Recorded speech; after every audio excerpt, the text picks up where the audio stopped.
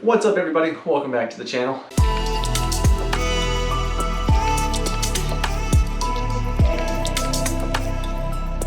Well, today I went for an 8-mile run. I had 8 miles scheduled and I did 8.1 something. Well, it was supposed to be an easy run today, but I was feeling really good and I wanted to do a little bit of speed work, like just a little bit, since I'm now 10 days away, I think, from the race.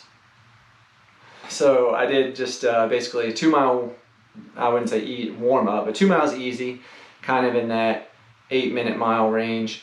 And then I did 1 mile fast, and then 2 miles easy, 1 mile fast, 2 miles easy. So right at just a little over 8 miles. For my fast miles, I wanted to target right at a 6:30 pace, and I did good. The first mile was like a 6:28. So I'm happy with that. That one was, it had a little bit of a hill, but not much. Yeah, I mean a little bit. You know, I had to work a little bit harder to get that pace where I wanted it. And then the second fast mile was a 6:27, I think, 6:27, 6:26. I'll put it up on the screen. And the second fast mile was a little bit harder. I had to work a little bit harder to get that pace that I wanted, because there was 2 decent hills in it. And well, then another very, very gradual hill, which I certainly felt trying to get that pace. So I had to do probably about closer to a 6-minute mile at one time to make up for the slower time going up the hill, but it worked out, got where I wanted to be, a 6:27, so I was happy with that. But what was cool about the metrics of the watch, Coros has introduced running power along with some other features, but running power has been out now for a couple of weeks, and I'm still kind of learning how to evaluate and use that data metric. But if you look, you can see, you know, my average cadence was definitely a lot higher on my fast miles versus my easy miles. My heart rate was stable right in that 162, 165-ish range on those fast miles, which was really good. When I slowed down, I could definitely feel my heart rate go up, but my heart rate was pretty steady on those fast miles, which was cool. And the running power as well, you can see it's like a, I don't know, like a 240, 260 on my easy miles. And then on the faster miles, it was like 340 or something like that. You can see it down below. But it's really cool to see that, and I need to look more into the power metric, and that's just built into the watch. It's not using the foot pod or anything like that.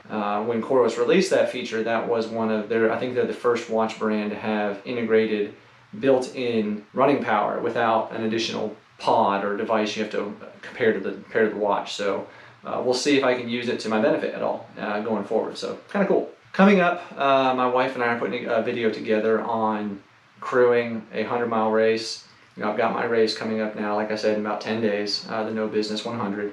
So I've got my plan I'm putting together. I've got my spreadsheet with my projections, my paces, the aid station, crew accessible aid stations, and I've got my nutrition plan and all that built. So now we're going to go over that and kind of put together a list of things that might be helpful to somebody running their first or second 100, you know, or a new, or not even that necessarily for the runner, but for the crew or a crew chief, things that would help them if they're new to crewing. Because it's, you know, if you're new, it's a daunting task. You know, your runner is relying on you to meet their needs and anticipate their needs, because especially in a 100-mile race, you know, a shorter one's not so much, but a 100-mile or 100K kind of distance, the runners are really fatigued. They're worn out. They might not be thinking clearly, and so they really need the crew to kind of think for them and know what they need and anticipate that and have everything ready. So we're trying to build a little bit of a guideline to follow for that, so that newer crew can have a reference to look at and maybe get some tips, maybe help somebody out. That's it, basically, just trying to help other runners out, help other crew members out. It'll be interesting because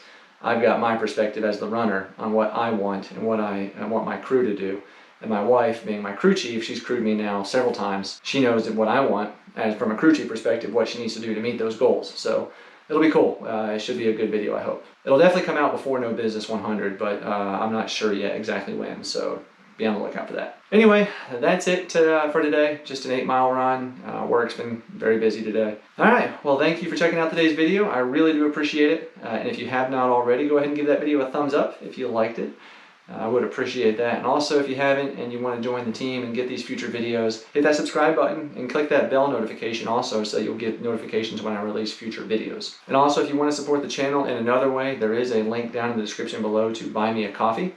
Basically what that is a way for you to donate money to the channel for about the cost of a coffee. I think the lowest amount is like $5, so you go to Starbucks and buy latte, it's going to be probably more than $5. Anyway, it's just a way for you to support the channel, support me, allow me to continue to invest in the channel and continue to produce content, quality content, and bring value to you guys, hopefully. Also, if you have something of a particular topic that you would like me to cover, you know, somewhere around running, you know, whether that's training, nutrition, ultra running, a specific type of gear that I use, if you want more info on, comment below and let me know if there's something that you guys want to hear about in particular, and I'd be glad to try to put a video together and hopefully answer those questions. So anyway, thanks for checking this out, and I'll see you guys tomorrow.